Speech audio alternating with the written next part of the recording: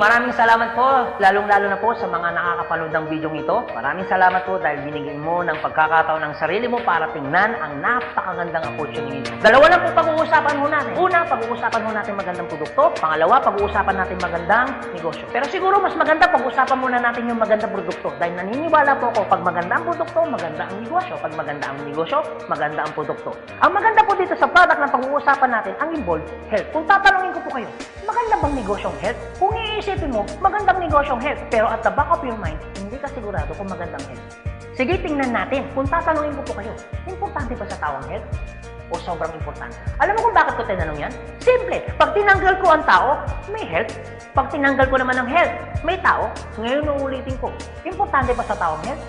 O sobrang importante? Kung sobrang importante sa tao ang health, anong ibig sabihin? Nagiging importante na rin sa tao ang business mo. Dahil ang business mo, health. Since tao po pag-uusapan mo natin, naniniwala po ba kayo na ang tao may katawan? Oo naman. Kung tatanungin ko pa kayo, importante ba sa tao ang katawan o sobrang importante? Kung sobrang importante sa tao ang katawan, what if mapabayaan ng tao ang katawan? So ano nangyayari? Nagkakasakit. Pag nagkakasakit ang tao, anong ginagawa? Nagpapadoktor, nagpapacheck up, nagpapagamot. Kung nagpapagamot ang tao, anong binibili? Siyempre, gamot. Ang gamot, gastos hindi. Siyempre, gastos. Pag hindi mo ginasusan, anong mangyayari sa sakit? Siyempre, lalala. Pag lumala ang sakit, anong mangyayari sa katawan? Siyempre, manghihina. Pag nanghina ang katawan, akala ng iba, katawan lang ang nagkakaproblema. Pero hindi na alam, apektado ang trabaho. Pag apektado ang trabaho, apektado ang kita. Pag apektado ang kita, ang pinaka-naapektuhan sa lahat, yung pamilya. Ang pinaka-malupit na naapektuhan pa sa tao, yung pangarap mo. Sabi daw nila, madali raw kitain ng pera pag masipag at matyaga. Opo, tama po, madaling kitain ng pera basta masipag, matyaga. Pero ito naman sasabihin ko sa'yo, the moment na magkasakit ka, madali rin ubusin ng sakit ang pera mo. Lagi ko po ito sinasabi, anin mo ang limpak-limpak mong salapi kung punong-puno ka naman ng sakit. At ang pinakamahirap po dyan, wala na nga ang pera, mahirap na nga, may sakit pa. Yun ang masakit. Since present ang sakit, ano ngayon ang gagawin mo para hindi magkasakit? Simple, wala ka ng choice. Uulitin ko, wala ka ng choice. Kailangan mo nang uminom ng food supplement. Alam kung bakit? Marami ng kumpanya ng tayo. Marami ng pharmaceutical ng tayo. At hindi naman nila i-inventoyin ang mga produktong yan kung hindi kailangan. Bakit? Kasi kailangan mo na talaga. Ngayon, pwede mo sabihin sa akin, teka lang Anthony, food supplement? Gastos yan Opo, gastos nga ang food supplement. Pero ito naman sasabihin ko sa'yo, di bali nang gumastos ako, at least healthy naman ako. Bakit? Pag nakakasakit ka ba, ano bang ininom mo? Di ba gamot? O tanong, gastos hindi. Di ba gastos? Kung ikaw tatanungin ko, anong gusto mo? Gumagastos ka na healthy ka? O gumagastos ka, may sakit ka? Paras na gastos. Ang malupit mo niyan, every time na gumagastos ka, may sakit ka pa. Komportable ang katawan? Siyempre hindi. Sabihin na natin, gumagastos ka dito, at least healthy ka naman. Ang pinakamaganda sa lahat, bukod sa healthy ka na, business mo pa. Dahil business mo kumikita ka pa. Ang pinakamaganda sa lahat, bukod sa healthy ka na, kumikita ka pa. Bukod sa kumikita ka na, healthy ka pa. Ano ngayon ang pakiramdam na bukod sa healthy at kumikita ka na, nakakatulong ka pa? Maganda o napakaganda? O sige, pag-usapan naman natin yung magandang negosyo. Maaaring nagustuhan mo yung product, maaaring bibili ka ng product.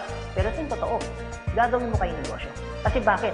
Pag business ang pinag-uusapan, hindi naman kasi lahat ng tao business-oriented. Karamihan ng tao is career-oriented. Alam mo kung bakit? Marami kasing tao na pagdating sa business, ang dami niyang perspective. Alam mo isa sa mga perspective ng tao pagdating sa negosyo? Una, wala akong pera. Pwede mo sabihin sa akin, teka lang Anthony, wala naman akong pera. Kanina, nung pinapanood mong video nito, wala kang problema. Pero ngayon, may problema ka na. Ano? Pera. Pangalawa, ang maaaring problema mo, wala akong time. Pwede mo sabihin sa akin, teka lang Anthony, okay yung negosyo, kaso nga lang wala akong time. Walang kaso. Pero mayroong mas worse. Wala ka nang time. Wala ka pang pera. Pangatlo, maaaring itong problema mo.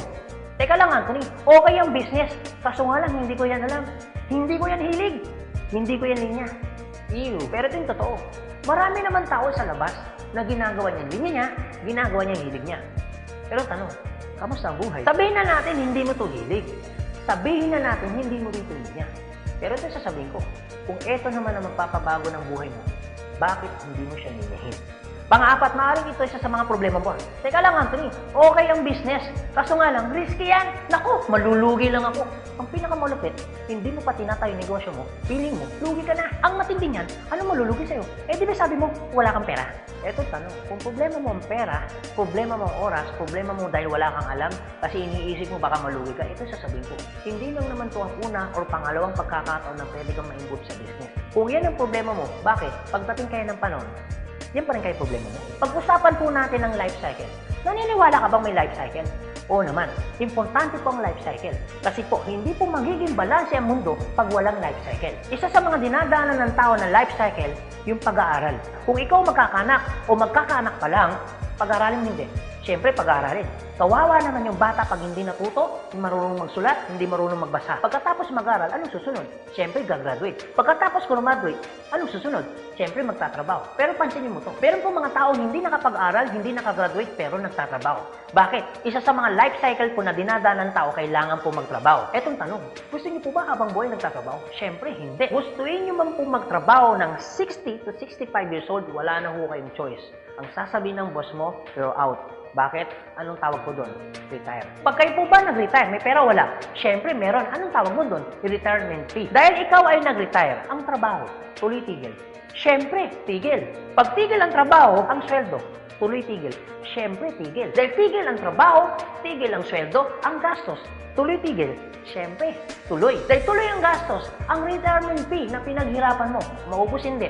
Siyempre, pwedeng maubos. Para hindi maubos ang perang pinaghirapan mo, anong gagawin mo? Maaaring nag-iisip mo ngayon kung ikaw nakakapanood ng video nito. Maaaring siguradong maiisip mo ngayon, business. Ito tanong. Kung papasok ka ngayon sa business para hindi maubos ang pera mo, teka lang, akala ko ba kanina, iniisip mo, teka lang Anthony, wala akong pera kasi mamumulan ako dyan. Pero sabihin ko, kung iniisip mo kanina, wala kang puhunan, mamumunan ka kasi, eh di ba ganun din dito? Mamumunan ka rin. Di ba sabi mo kanina, wala akong time? Kung iniisip mo na wala kang oras, bakit? Pagtungtong mo ng 60, 65, may oras ka ba ba? Sabi mo kanina, wala kang alam. Pero tanong, bakit pagtungtong mo ng 60, may alam ka? Buong buhay mo nagtrabaho, hindi nag-business. Dahil wala kang alam sa business, anong mangyayari sa pera mo? Siyempre, mauubos. Anong sense, nagtrabaho mo ng buong buhay mo, papasok ka sa business, dahil wala kang alam sa business, ang perang pinaghirapan mo, mauubos lang. Kaya marami pong mga tao nagre-retire, pumapasok sa business, still broke pa rin. Alam kung bakit? Kasi wala silang alam sa business. Kung ikaw ang nakakapanood ng video nito, huwag po kayo mag-alala. Kasi bakit? Later pa naman yan. Pero kung tatanungin kita, kung papasok ka lang naman pala sa business, anong gusto mo? Ngayon o later? Alam mo kung bakit ngayon? Simple. Pag ngayon mo ba inaral ang business, ngayon ka nag-decision mag-business, ngayon mo ginawa ang business, ngayon mo matututunan? Yes. Ngayon ka rin kikita? Yes. Pero pag later ka nag-decision mag-business, later mo ginawa ang mag-business, later kang pumasok mag-business, later mo inaral ang business, later mo matututunan? Yes. Later ka rin kikita? Yes. Kung papasok ka sa business, anong gusto mo? Ngayon o later? O sige Anthony, nagustuhan ko yung magandang negosyo, nagustuhan ko rin yung magandang produkto. Pero ito tanong, paano ko siya umpisan? Anong gagawin ko? Paano ako magiging membro ng AIM Global? Galito po kasi yan. Una po, kailangan nyo pong bumili ng global package. Tanong, magkano naman ang global package? Ang global package po ay 7,980 pesos. Pero teka lang Anthony, mukhang yata ang laki. Opo, malaki po siya kung gastos. Malaki din po siya kung wala kang pera. Pero teka lang, kung negosyo ang pag-uusapan natin, 7,980, malaki o maliit? Alam niyo po, sobrang liit lang po niyan. Maaari pong malaki po ang 7,980 pesos kung hindi mo makikita yung value ng pera mo. So, kung gusto ko po mangyari, ipakita ko po sa inyo kung anong value ng 7,980 pesos mo. Una, magkakaroon ka ng products na worth 6,000 pesos. Pangalawa, magkakaroon po kayo ng insurance. Meron po kami tinatawag na personal accident insurance na 200,000, unprovoked murder and assault na 50,000 pesos, 10,000 pesos medical reimbursement. Hindi lang yan, meron pa kami tinatawag na burial assistance na 10,000 pesos. Pangatlo, magkakaroon ka pa ng discount from 25% up to 50%. lifetime discount. Pang-apat, magkakaroon ka naman ng business kit, brochure, CD na kung saan magagamit mo sa pagninegosyo mo. Pang-lima, magkakaroon po kayo na tinatawag mo namin free medical check-up. CBC, urinalysis, fecalysis, chest x-ray, dental, lahat ng yan kasama po doon sa free medical check-up. Pang-anim, magkakaroon po kayo ng ATM, BDO at China Trust. I suggest po, kung ikaw ngayon ay nasa abroad, mas maganda pong kunin ninyo ang China Trust. Alam kung bakit? This is an international debit card na kung saan po, mawi-withdraw ninyo ang pera ninyo na kahit saang bansa. Kung hindi naman kayo mag-abroad, pwede po kayong kumuha ng BDO. At hindi lang yan, pang-pito, magkakaroon po kayo ng tinatawag ho naming web page. So ano pong advantage ng web page ho natin? Magkakaroon ho kayo ng DTC, Distributor Tracking Center, na kung saan mamomonitor nyo lahat ng transaction na nangyayari po sa business ninyo. At hindi lang yan, ang pinakamaganda, yung pang-walo. Meron po kami tinatawag na scholarship program. So, ibig sabihin, pag naging member ka ng AIM Global, automatic bibigyan ho namin kayo ng scholarship certificate. So, ang maganda po dun, sa scholarship po natin, transferable. Ibig sabihin, kung ikaw yung member, siya hindi member, kahit hindi mo kakilala, pwede niyo po itong i-transfer. At hindi lang ho yan. Ang maganda po sa scholarship po natin, ito po ay wala pong expiration. Kung ngayon ka ng member, bukas o bukas makalawa o 2 to 3 years from now, saka mo palang ginamit yung scholarship po namin o yung certificate po namin, hindi po siya may expire. Pwede nyo pa rin siyang gamitin. Ang maganda po dun sa scholar certificate po namin, wala ho tayong quota. No hidden agenda. Na pag yung bata po in-enroll mo na, hindi ho kayo obligado na gawin yung negosyo. Nasa sa inyo na lang po kung gagawin yung negosyo, hindi. Basta yung anak niyo po, tuloy-tuloy po yan sa pag-aaral. So, wala ho tayong hidden agenda, no quota. Kahit hindi ho kayo bumili ng product, kahit hindi ho kayo mag-imbita ng tao, kahit hindi nyo po ito gawin. No obligation, no commitment. No hidden agenda. Yan po yung kabuuan ng global package ho natin doon sa perang binitawan mo na 7,980 pesos. Ang tanong, maganda po ba o napakaganda? Sulit o sulit na sulit? Okay, sige, ganito Anthony. Nagustuhan ko yung magandang negosyo. Nagustuhan ko rin yung magandang produkto. Sige, magjo-join na ako. Eto tanong, kung ako pa papasok na ngayon, gagawin ko na yung negosyo, paano naman ako kikita? Ganito po yan. Una, kikita po kayo sa tinatawag naming retailing. Sa retailing naman po, from 25% up to 50%, kikita ka. Kung hilig mong magbenta, aba, bagay na bagay ka dito. Kung hindi ka naman mahilig magbenta, wala din pong kaso. Pangalawa, eto po maganda. Meron po kaming tinatawag na binary income. Sa binary income, dalawa pwede nyo pong pagkakitaan. Una, pwede ho kayong kumita sa tinatawag namin direct referral bonus. Magkano ang direct referral bonus? 500 pesos. At pangalawa, pwede naman kayo kumita sa tinatawag namin match sales bonus o madalas ang tawag ho namin dyan, pairing bonus. Magkano naman ang pairing bonus? 1,500 pesos. O sige Anthony, mukhang maganda yung binary income na yan.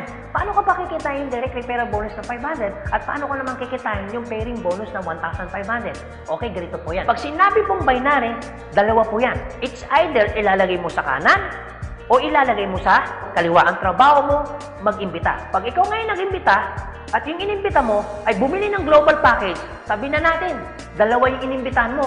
Yung isa, inimbitahan mo, nilagay mo sa kanan.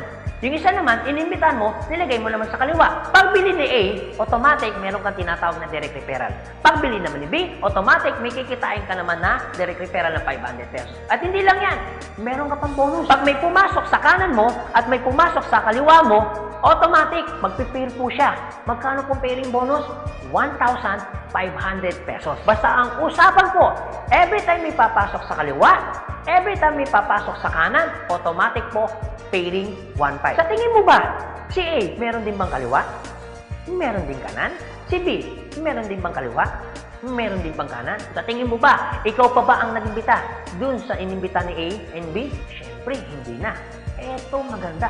Sa labas, no work, no pay. Pero sa amin, yung taong dilala ni A at ni B, automatic, kikita ka pa rin ng pairing bonus. Magkano pairing bonus?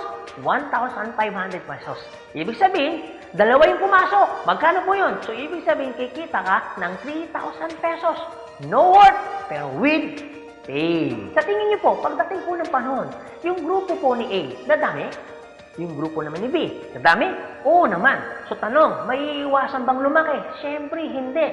Eh what if, Anthony, may pumasok isa? may pumasok isa, araw-araw. Anong ibig sabihin po niyan? Di ibig sabihin, araw-araw po, kikita ka ng 1.5. Paano kung Kuya Anthony? Dahil lumalaki po ang grupo, paano kung may pumasok 10 dito? Paano kung may pumasok dito 10 dito? Anong ibig sabihin yan? Di 10 po ng 1.5. So, magkano yung 10 ng 1.5? Di 15,000. Paano kung araw-araw yan? Di ang ibig sabihin po yan, araw-araw po yan, 15,000, 15,000. Tuloy-tuloy po yan. Ang pinakamaganda niyan, yung 15,000 po ba? Malaki mali. Siyempre malaki. Pero hindi lang mo yan. You have opportunity para kumita ng 24,000 pesos per day. Alam ko medyo nag-iisip ka. Maaaring iniisip mo na hindi ka kikita. Pero maaaring iniisip mo rin na kikita ka. Pero kung mag-isip ka ng hindi ka kikita, kung mag-iisip ka ng kikita ka, para saan ginawa mo? Nag-isip ka pa rin. Pero kung mag-iisip ka lang naman, mas maganda lang pong nag-iisip ka, nakikita ka, kaysa naman nag-iisip na hindi ka kikita. Ito po masasabi ko sa inyo. Kung gusto mo ng pagbabago sa buhay, dapat may baguhin ka. Pero pag wala kang binago, walang mababago. Ang tanong, gusto mo ba ng pagbabago sa buhay? Siyempre, oo. Ang tanong, kailan mo uumpisa ng pagbabago? So guys, maraming salamat po sa inyong lahat. God bless, and to God be the glory. See you at the top. Thank you.